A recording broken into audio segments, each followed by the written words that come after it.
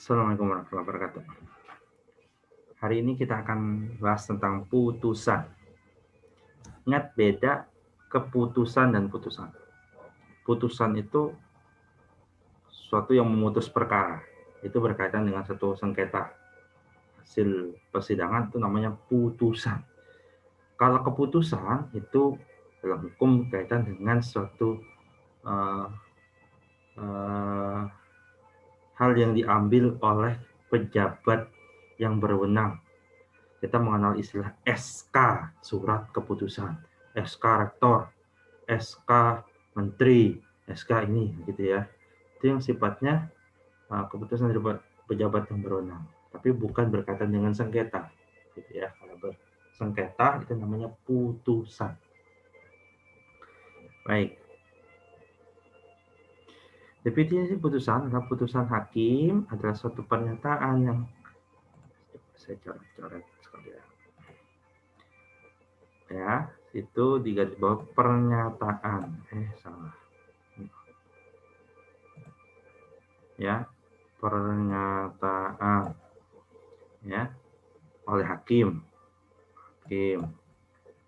sebagai pejabat negara yang diberi wewenang untuk itu diucapkan di persidangan. Ini penting ya, karena bukan sekedar tertulis tapi diucapkan di persidangan, bertujuan untuk mengakhiri. Nah, ini yang mengakhiri atau menyelesaikan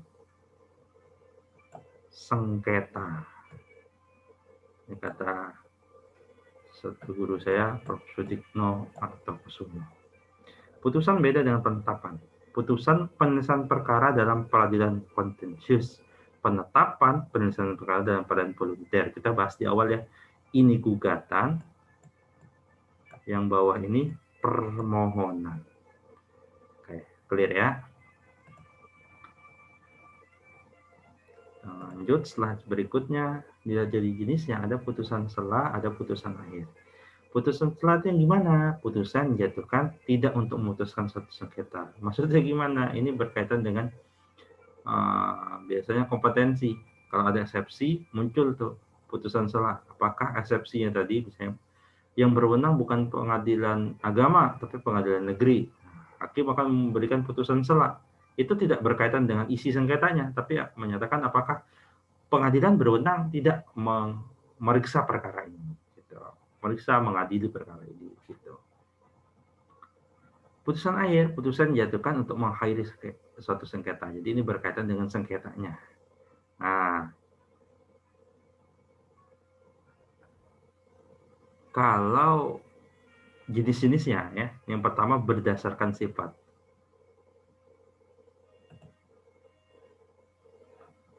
Berdasarkan sifat, ya, ini dipisah nih. Pisah. Cuma ada satu, dua, tiga, ini berdasarkan sifat. Deklaratoir, yaitu menerangkan. Konstitutif, meniadakan atau menimbulkan satu keadaan hukum baru. Kondemnatoir, menghukum, menerangkan bahwa ini misalnya ya, menyatakan bahwa ini. Kalau menyatakan bisa jadi konstitutif juga ya, menerangkan contoh tulisannya itulah mengabulkan seluruhnya atau sebagian putus dari yang tuntutan dari si penggugat. Dekonstitutif, meniadakan atau menimbulkan suatu ketentuan baru. Biasanya saya kasih contoh adalah menyatakan hubungan pernikahannya itu putus, sehingga putus karena perceraian. Berarti kan yang tadinya si penggugat dan tergugat itu terikat, sini penggugat dan tergugat awalnya itu terikat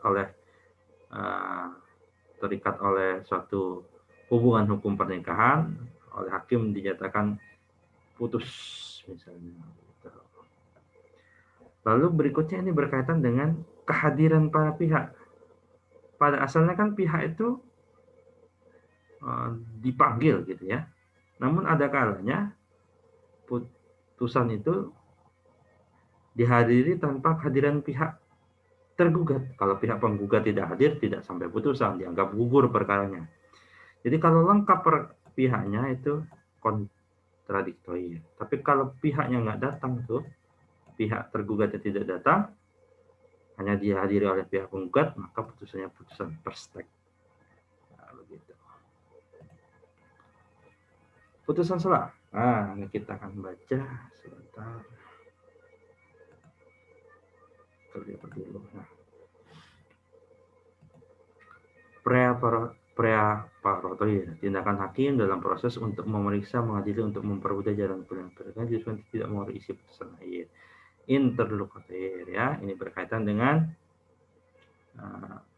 satu pihak untuk membuktikan, misalnya itu perintah begini dan begitu. Ini insidentil atau profesional. Misalnya ada tuntutan dalam pokok perkara yang diminta untuk didahulukan. Kenapa? Karena itu bermanfaat bagi salah satu pihak. Misalnya, pernah saya lakukan misalnya gini, ada orang sengketa dalam yayasan, pihak penggugat minta jangan sampai si tergugat itu mengatasnamakan yayasan selama proses ini, ditentukan dulu yang berhak atas semua yayasan itu yang mana, begitu. Keputusan selah.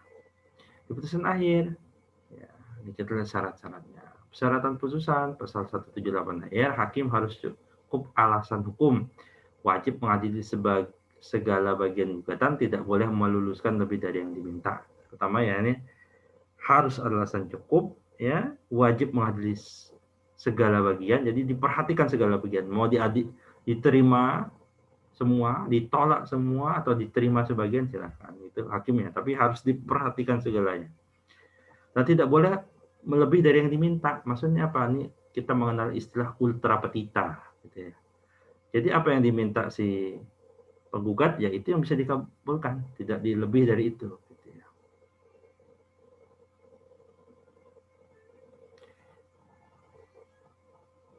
Dissenting opinion, nah ini yang menarik. Boleh berbeda pendapat dalam membuat putusan dan dimuat sebagai bagian dari putusan aku. Hakim misalnya 3 orang. 2 memilih mengatakan menghukum, yang 1 mengatakan tidak menghukum. Atau sama-sama menghukum semuanya, tapi alasan penghukumannya berbeda. Nah, itu nanti bisa dituliskan dissenting, opini yang berbedanya ini. Isi putusannya bagaimana? Isi putusannya syarat formil nih. Ini ada kata-kata yang wajib ada. Kata-kata demi keadilan berdasarkan ketuhanan yang Maha Esa, biasanya hakim bilang gitu. Ini kata-kata sakti ya lah begitu. Lalu berkaitan dengan tanggal putusan, dibacakan dalam sidang terbuka dan dibuka untuk umum. Jadi ketika hakim membuka satu persidangan, penting itu disebut sidang ini dibuka dan terbuka untuk umum. Kenapa? Kalau tidak, nah itu berakibat bahwa putusan itu tidak memenuhi syarat formal. Bahkan untuk putusan yang pemeriksaannya itu sifatnya tertutup, ya misalnya perceraian, tapi putusannya disampaikan di sidang terbuka. Syarat material itu syarat formil, syarat materinya berisi duduk perkara, tentu pertimbangan tentang hukumnya, lalu apa amar putusannya. Begitu. Jadi syarat formil, syarat material. Syarat formil 3, syarat materialnya 3. Semoga bermanfaat. Ketemu lagi dalam video selanjutnya. Terima kasih. Assalamualaikum warahmatullahi wabarakatuh.